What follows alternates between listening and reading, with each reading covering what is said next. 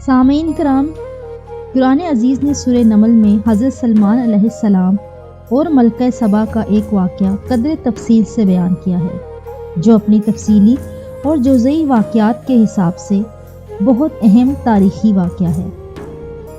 اس واقعے کی تفصیل یہ ہے کہ حضرت سلمان علیہ السلام کے عظیم الشان اور بے مثال دربار میں انسانوں کے علاوہ جن اور حیوانات بھی درباری خدمات کے لیے فوج در فوج حاضر رہتے تھے اور اپنے اپنے مراتب اور مقررہ خدمات پر بغیر چوں چراں تابع فرمان تھے۔ ایک مرتبہ دربار سلیمانی اپنے پورے جاہ و چشم کے ساتھ منعقد تھا۔ حضرت سلمان علیہ السلام نے جائزہ لیا تو ہدہد اپنی جگہ پر غیر حاضر پایا۔ ارشاد فرمایا، میں ہدہد کو موجود نہیں پاتا، اگر واقعی وہ غیر حاضر ہے تو اس کی یہ بے وجہ غیر حاضری سخت قابل سزا ہے، اس لیے میں اس کو یا تو سخت عذاب دوں گا یا ذبح کر ڈالوں گا، یا پھر وہ اپنی غیر حاضری کی معقول وجہ بتائے۔ ابھی زیادہ وقفہ نہیں ہوا تھا کہ ہدہد حاضر ہو گیا اور حضرت سلمان علیہ السلام کی باز پرست پر کہنے لگا کہ میں ایک ایسی یقینی اطلاع لایا ہوں جس کی خبر آپ کو پہلے سے نہیں ہے۔ وہ یہ کہ یمن کے علاقے میں سبا کی ایک ملکہ رہتی ہے اور اللہ نے اس کو سب کچھ دے رکھا ہے۔ اس کا تخت و سلطنت اپنی خاص خوبیوں کے اعتبار سے عظیم الشان ہے۔ ملکہ اور اس کی قوم آفتاب پرست ہے اور شیطان نے ان کو گمراہ کر رکھا ہے، اور وہ مالک کائنات پروردگار عالم وحدہ لا شریک کی پرستش نہیں کرتے۔ حضرت سلمان علیہ السلام نے فرمایا، اچھا، تیرے سچ جھوٹ کا امتحان ابھی ہو جائے گا۔ اگر سچا ہے تو میرا یہ خط لے کر جا اور ان تک پہنچا دے، اور انتظار کر کہ وہ اس کے متعلق کیا گفتگو کرتے ہیں۔ ملکہ کی گود میں جب خط گرا تو اس نے اس کو پڑھا اور پھر اپنے درباریوں سے کہنے لگی کہ ابھی میرے پاس ایک معزز مکتوب آیا ہے جس میں یہ درج ہے، یہ خط حضرت سلمان علیہ السلام کی جانب سے ہے اور اللہ کے نام سے شروع ہے جو بڑا مہربان اور رحم والا ہے۔ تم کو ہم پر سرکشی اور سربلندی کا اظہار نہیں کرنا چاہیے، اور تم میرے پاس اللہ کے فرما بردار ہو کر آؤ۔ ملکہ سبا نے خط کی عبارت پڑھ کر کہا، اے میرے ارکان دولت، تم جانتے ہو کہ میں اہم معاملات میں تمہارے مشورے کے بغیر کوئی اقدام نہیں کرتی، اس لیے اب تم مشورہ دو کہ مجھے کیا کرنا چاہیے۔ ارکان دولت نے کہا، جہاں تک مرعوب ہونے کا تعلق ہے تو اس کی قطعاً ضرورت نہیں، کیونکہ ہم زبردست طاقت اور جنگی قوت کے مالک ہیں۔ رہا مشورے کا معاملہ تو فیصلہ آپ کے ہاتھ ہے، جو مناسب آپ کے لیے ہے، حکم کیجیے۔ ملکہ نے کہا، بے شک ہم طاقتور اور صاحب شوکت ضرور ہیں، لیکن حضرت سلمان علیہ السلام کے معاملے میں ہم کو عجلت نہیں کرنی چاہیے۔ پہلے ہم کو اس کی قوت اور طاقت کا اندازہ کرنا چاہیے، کیونکہ جس عجیب طریقے سے ہم تک یہ پیغام پہنچا ہے وہ اس کا سبق دیتا ہے کہ حضرت سلمان علیہ السلام کے معاملے میں سوچ سمجھ کر قدم اٹھانا مناسب ہے۔ میرا یہ ارادہ ہے کہ چند قاصد روانہ کروں اور وہ حضرت سلمان علیہ السلام کے لیے عمدہ اور بیش بہا تحائف لے کے جائیں، اسی بہانے وہ اس کی شوکت اور عظمت کا اندازہ لگا سکیں گے، اور یہ بھی معلوم ہو جائے گا کہ وہ ہم سے کیا چاہتا ہے۔ اگر واقعی وہ زبردست قوت اور شوکت کا مالک اور شہنشاہ ہے تو پھر اس سے ہمارا لڑنا فضول ہے، اس لیے کہ صاحب طاقت و شوکت بادشاہوں کا یہ دستور ہے کہ جب وہ کسی بستی میں فاتحانہ غلبے کے ساتھ داخل ہو تو وہ اس شہر کے برباد اور باعزت شہریوں کو ذلیل و خوار کر دیتے ہیں، اس لیے بے وجہ بربادی مول لینی ٹھیک نہیں۔ جب ملکہ سبا کے قاصد طائف لے کر حضرت سلمان علیہ السلام کی خدمت میں حاضر ہوئے تو انہوں نے فرمایا، تم نے اور تمہاری ملکہ نے میرے پیغام کا مقصد غلط سمجھا۔ کیا تم یہ چاہتے ہو کہ ان ہدایہ کے ذریعے جن کو تم بیش بہا سمجھ کر بہت مسرور ہو مجھ کو پھسلاؤ، حالانکہ تم دیکھ رہے ہو کہ اللہ تعالیٰ نے مجھ کو جو کچھ مرحمت فرمایا ہے اس کے مقابلے میں تمہاری یہ بیش بہا دولت قطعاً ہیچ ہے۔ لہٰذا تم اپنے ہدایہ واپس لے جاؤ اور اپنی ملکہ سے کہو کہ اگر اس نے میرے پیغام کی تعمیل نہ کی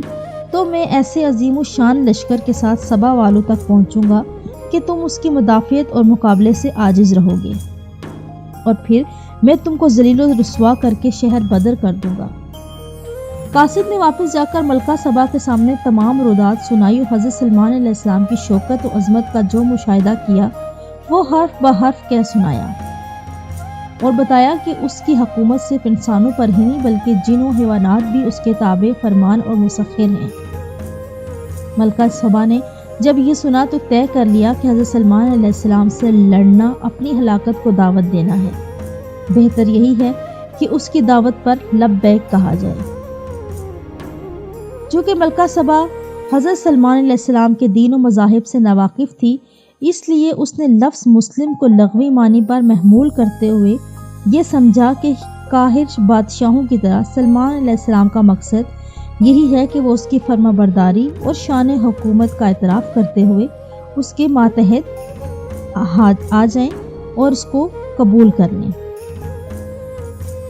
لہٰذا اس نے یہ طے کر کے اپنا سفر شروع کر دیا اور حضرت سلمان علیہ السلام کی خدمت میں روانہ ہو گئی۔ حضرت سلمان علیہ السلام کو وحی کے ذریعے معلوم ہو گیا کہ ملکہ سبا حاضر خدمت ہو رہی ہے۔ تب آپ نے اپنے درباریوں کو مخاطب کر کے فرمایا، میں چاہتا ہوں کہ ملکہ سبا کے یہاں پہنچنے سے پہلے اس کا تخت شاہی اٹھا کر یہاں لایا جائے۔ تم میں سے کون اس خدمت کو انجام دے سکتا ہے؟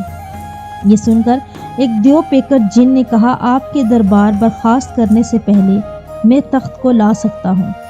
مجھ کو یہ طاقت حاصل ہے اور یہ کہ میں اس کے بیش بہا سامان کے لیے امین ہوں، ہرگز خیانت نہیں کروں گا۔ دیو پیکر جن کا یہ دعویٰ سن کر حضرت سلمان علیہ السلام کے وزیر نے کہا، میں آنکھ جھپکتے اس کو آپ کی خدمت میں پیش کر سکتا ہوں۔ حضرت سلمان علیہ السلام نے رخ پھیر کر دیکھا تو ملکہ سبا کا تخت وہاں پر موجود پایا۔ فرمانے لگے، یہ میرے پروردگار کا فضل و کرم ہے کہ وہ مجھ کو آزماتا ہے کہ میں اس کا شکر گزار بنتا ہوں یا نافرمان۔ اللہ تعالیٰ کا شکر ادا کرنے کے بعد حضرت سلمان علیہ السلام نے حکم دیا کہ اس تخت کی حیت میں کچھ تبدیلی کر دی جائے۔ میں دیکھنا چاہتا ہوں کہ ملکہ سبا یہ دے کر حقیقت کی طرف راہ یاب ہوتی ہے یا نہیں۔ کچھ عرصے کے بعد ملکہ سبا حضرت سلمان علیہ السلام کی خدمت میں پہنچ گئی اور جب دربار میں حاضر ہوئی تو اس نے دریافت کیا گیا کہ کیا یہ تخت ایسا ہی ہے؟ عقل مند ملکہ نے جواب دیا، ایسا معلوم ہوتا ہے گویا وہی ہے، یعنی تخت کی ساخت اور مجموعی حیثیت تو بتا رہی ہے کہ یہ میرا ہی تخت ہے، اور قدر حیت کی تبدیلی اس یقین میں تردد پیدا کر رہی ہے کہ اس لیے یہ بھی نہیں کہہ سکتی کہ یقیناً میرا ہی تخت ہے۔ ملکہ سبا نے ساتھ ہی یہ بھی کہا کہ مجھ کو آپ کی بے نظیر اور عدیم المثال قوت اور طاقت کا بہت پہلے علم ہو چکا ہے،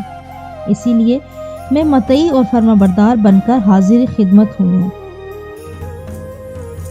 اور اب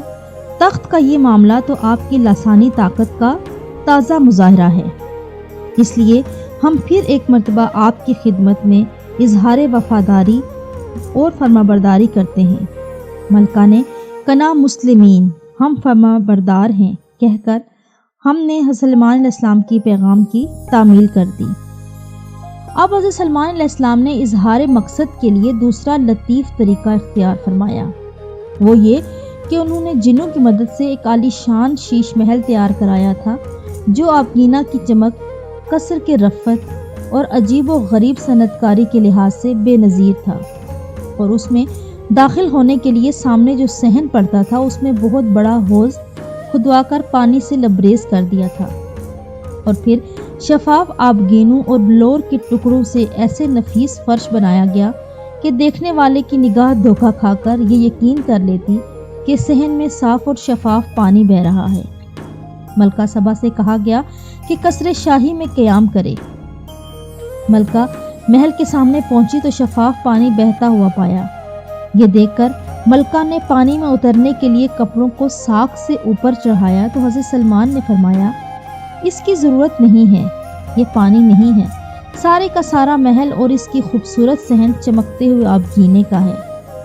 ملکہ کی ذکاوت اور فطانت پر یہ سخت چوٹ تھی،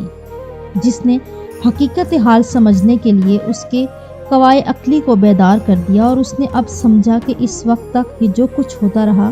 ایک زبردست بادشاہ کی قاہرانہ طاقتوں کا مظاہرہ نہیں، بلکہ مجھ پر یہ واضح کرنا مقصود ہے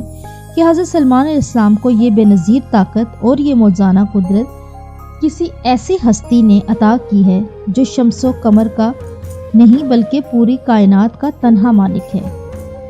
اور اس لیے حضرت سلمان علیہ السلام مجھ سے اپنی تابعداری اور فرمانبرداری کا طالب نہیں بلکہ اسی یکتا ذات کی اطاعت کی دعوت دینا اس کا مقصد ہے۔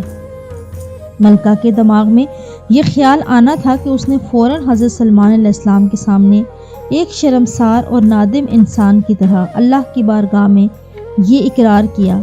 کہ ساری کائنات پروردگار، آج تک ماسوائے تیرے غیروں کے پرستش کر کے میں نے اپنے نفس پر بہت بڑا ظلم کیا، مگر اب میں حضرت سلمان کے ساتھ ہو کر صرف ایک تیرے ہی ذات پاک پر ایمان لاتی ہوں۔ تو تمام کائنات کا پروردگار ہے۔ اس طرح حضرت سلمان علیہ السلام کے پیغام وَأَتُونِي مسلمین کی حقیقی مراد تک پہنچ کر اس نے دین اسلام کو اختیار کر لیا۔ اللہ پاک کی لاتعداد رحمتیں ہوں اس نیک خاتون ملکہ بلقیس پر اور اس کی راہ چلنے والیوں اور والوں پر، اور امت محمدیہ صلی اللہ علیہ وآلہ وسلم کے ہر مرد اور عورت کی طرف سے سلام ہو ان پر بے حساب، آمین۔ سامعین کرام، اسلام قبول کر لینے کے بعد حضرت سلمان علیہ السلام نے ملکہ سبا سے نکاح کر لیا اور اس کو اپنے ملک جانے کی اجازت دی، اور حضرت سلمان علیہ السلام گاہے بگاہے اس سے ملاقات فرماتے ہوتے تھے۔